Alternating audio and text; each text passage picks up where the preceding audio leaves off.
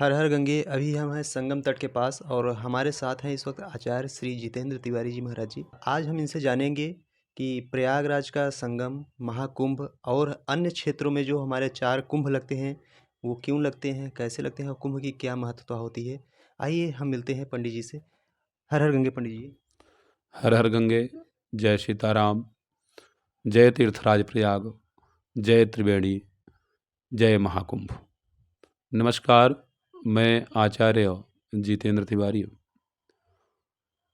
जैसा कि रोनित जी ने पूछा कि प्रयागराज में महाकुंभ कब, कैसे और क्यों लगता है, और भी साथ में जो हरिद्वार का महाकुंभ है, उज्जैन का महाकुंभ है और नासिक का महाकुंभ है, वो कब कब लगता है और वहाँ का क्या महत्वता है, इसके क्रम में आज पहला मैं प्रयागराज के बारे में जी जी बता पाऊँगा, क्योंकि ज़्यादा समय नहीं है। जी जी प्रयागराज का पहले नाम जान लें। यहाँ जो ये प्रयाग शब्द है, इसमें 3 अक्षर हैं। पहला है प्र। प्र से होता है प्रथम, और पीछे जो 2 अक्षर लगे हैं याग, उस याग का संस्कृत में अर्थ होता है यज्ञ। तो प्रथम यज्ञ से हुआ प्रयाग। ब्रह्मा जी ने पहली बार, या ऐसा भी कह सकते हैं कि संसार और सृष्टि में जब भी पहली बार यज्ञ हुआ, जी वो इस पवित्र भूमि त्रिवेणी संगम तट पर प्रयाग में हुआ, प्रयागराज में हुआ। ब्रह्मा जी ने 3 लोक में देखा, स्वर्गलोक, मृत्युलोक और पाताल लोक। तो उन्होंने पाया कि ये प्रयागराज जो है, ये क्षेत्र सबसे परम पवित्र है। क्यों? क्योंकि यहाँ गंगा, यमुना, सरस्वती जैसी पवित्रतम नदियाँ का ये संगम क्षेत्र है। इसलिए उन्होंने पहला यज्ञ किया। इससे भी इसकी महत्ता बहुत बढ़ जाती है प्रयागराज की। प्रयाग का अर्थ तो आप लोगों ने जान लिया। अब इसमें जो प्रयागराज में पीछे 2 शब्द लगे हैं राज, वो राज का तो किसी राजा या उस राज क्षेत्र से संबंधित होता है। जी जी तो ये जो तीर्थराज है, ये समस्त भूमंडल का राजा है। अच्छा। ये प्रयागराज सभी तीर्थों का राजा है। तो राजा होने के नाते ये तीर्थ राज हुआ, और प्रयाग के पीछे भी राजा हुआ, राज हुआ। जी सभी तीर्थ यहाँ आकर के इस माघ महीने में यहाँ वास करते हैं। उनके संत के रूप में वो सारे तीर्थ आते हैं। जो संत जहाँ जिस भी क्षेत्र में कोई छोटा सा स्थान हो, बड़ा सा स्थान हो, कोई जलाशय हो, कोई मंदिर हो, कोई घर में अपना तपस्या कर रहा हो, भगवान का राम नाम जप कर रहा हो, या ऐसा भी कह सकते हैं कोई ढोंग ही क्यों ना कर रहा हो, पर कहीं ना कहीं भगवान के रूप में, भगवान का वस्त्र पहन करके, चंदन लगा करके वो स्वरूप का दर्शन हमको करा देता है। उसके अंदर क्या अच्छा है, क्या बुरा है, उस पर ध्यान ना देते हुए हम केवल उस रूप से भगवान का स्मरण कर सकते हैं। उससे भी हमको लाभ मिलता है।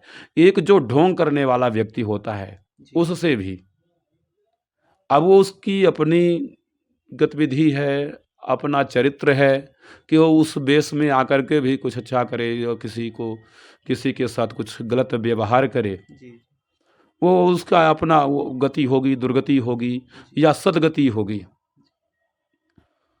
पर कहीं ना कहीं उन सब रूप में सभी तीर्थ जी हमारे यहाँ इस प्रयागराज में और महाकुंभ के क्षेत्र में तो पूरे संसार से लोग आते हैं, पूरे भूमंडल से आते हैं। चाहे वो हमारा देश भारतवर्ष हो, चाहे वो कहीं बाहर का कोई दूसरा देश हो। जी तो ये प्रयागराज की महिमा है और हमारे इस महाकुंभ की महिमा है। जी आते हैं अब यहाँ पर जो ये महाकुंभ लगता है, ये क्यों लगता है, एक ही समय में लोग क्यों आते हैं? जी जी एक ही समय में इसलिए आते हैं क्योंकि जब सागर मंथन हुआ था जी उस समय अमृत कलश निकला। आगे की कहानी इसकी बहुत लंबी है, जी उसको छोड़ते हुए जो मेन मुख्य पॉइंट है उस पर हम जाते हैं। जी भगवान श्री विष्णु मोहिनी रूप में आकर के कलश को लेकर के निकले या उसको बचाने के लिए भागे। जी उसमें से 4 बूंद गिरा, जी या कहें कि 4 क्षेत्र में गिरा, जिसमें प्रयाग है, नासिक है, उज्जैन है और हरिद्वार है। जी उन सब में सबसे ज़्यादा जो गिरा वो प्रयागराज में गिरा। पहले से ही प्रयागराज अपने आप में पवित्र है, जलाशय है, क्योंकि वरुण का जन्म स्थान है, जी चंद्रमा का जन्म स्थान है, सोम तीर्थ भी कहलाता है। और गंगा जमुना सरस्वती जैसे पवित्रतम नदियाँ, जल की अगर पवित्रता देखनी होती है तो हम लोग किसी पवित्र नदी का स्मरण करते हैं। उसमें सबसे ज़्यादा पवित्रता अगर देखनी होती है तो गंगा, जमुना और सरस्वती ये पवित्रतम नदियां हैं, जी या पवित्र नदियां के रूप में ये पवित्र हमारी माता हैं। तो ये प्रयागराज की इस मंडल में, इस क्षेत्र में जो है, इन सब की महिमा से अपने आप में ये महिमा बढ़ जाती है। और जो है ये 12 वर्ष में कुंभ मेला लगता है। जी तो कुंभ मेला में सब प्रकार के, चाहे वो आर्थिक लाभ के लिए आए, चाहे धर्म लाभ के लिए आए, चाहे मोक्ष के लिए आए, चाहे वो कामना को लेकर के आए, सबका चारों पुरुषार्थ सिद्ध होते हैं। धर्म, अर्थ, काम और मोक्ष, ये चतुष्टय पुरुषार्थ हैं। तो ये सब सिद्ध होते हैं, इसलिए सब आते हैं। क्योंकि सबको केवल अर्थ नहीं चाहिए, सबको केवल धन नहीं चाहिए, सबको केवल काम नहीं चाहिए, सबको केवल मोक्ष नहीं चाहिए, सबको सब कुछ चाहिए।